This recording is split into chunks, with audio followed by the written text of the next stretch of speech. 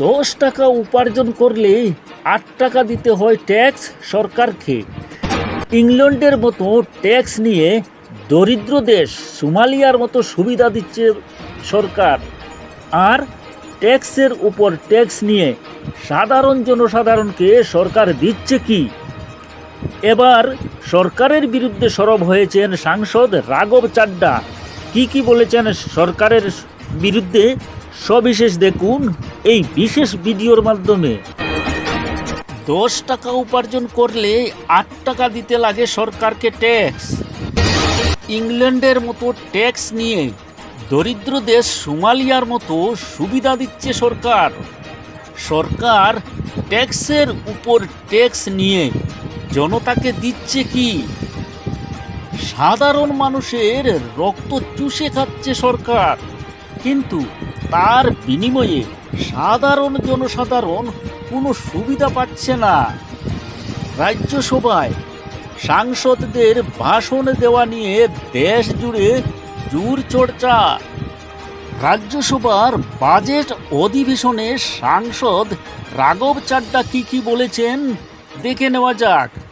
তিনি বলেছেন 2014 সনের পূর্বে প্রতি কিলো আটার দাম ছিল 21 টাকা, আর আজ তা বৃদ্ধি পেয়ে 2024 সনে প্রতি কিলো আটার দাম হয়েছে 42 টাকা।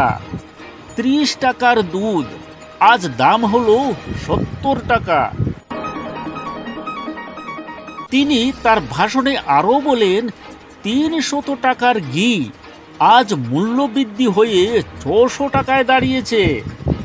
রাঘব চাড্ডা তার ভাষণে আরও বলেন এইসব কারণেই এবারের লোকসভা নির্বাচনে শোচনীয় ফলাফল হয়েছে বিজেপি দলের। রাজ্যসভায় বিজেপি সরকারের বিরুদ্ধে সরব সাংসদ রাঘব চাড্ডা। टैक्स लगा कर सरकार ने एक देश के आम आदमी का खून चूस लिया। अब आप मानिए आप 10 रुपए कमाते हैं, उसमें से 3-3.5 रुपए आप इनकम टैक्स के माध्यम से दे देते हैं, 2 रुपए 2.5 रुपए जीएसटी आपका चूस लेता है, 1.5-2 रुपए आपका कैपिटल गेन टैक्स लगता है, सेस सरचार्जेस 1-1.5 रुपए के लग जाते हैं, तो मात्र 10 रुपए में से 7-8 रुपए तो सरकार के खजाने में चला जाता है। तो आम इंसान को मिलता क्या है, आम आदमी को मिलता क्या है? और सरकार जो हमसे इतना टैक्स लेती है उसके बदले में सरकार हमें देती क्या है? कौन सी ऐसी अंतर्राष्ट्रीय सेवाएं, world class health care, education, transport सुविधाएं सरकार बदले में देशवासी को देती है? मैं ये भी पूछना चाहता हूं। इसीलिए आज मुझे ये कहने में बिल्कुल भी गुरेज नहीं है that sir we in India today pay taxes like England to get services like Somalia. Sir Bharat की 60% से ज्यादा आबादी सर गांव में बसती है, लेकिन आज सर सर ये ठीक नहीं है सर। इनकी तबीयत खराब है, इनके पेट में क्यों दर्द हो रहा है? इनकी तबीयत खराब है।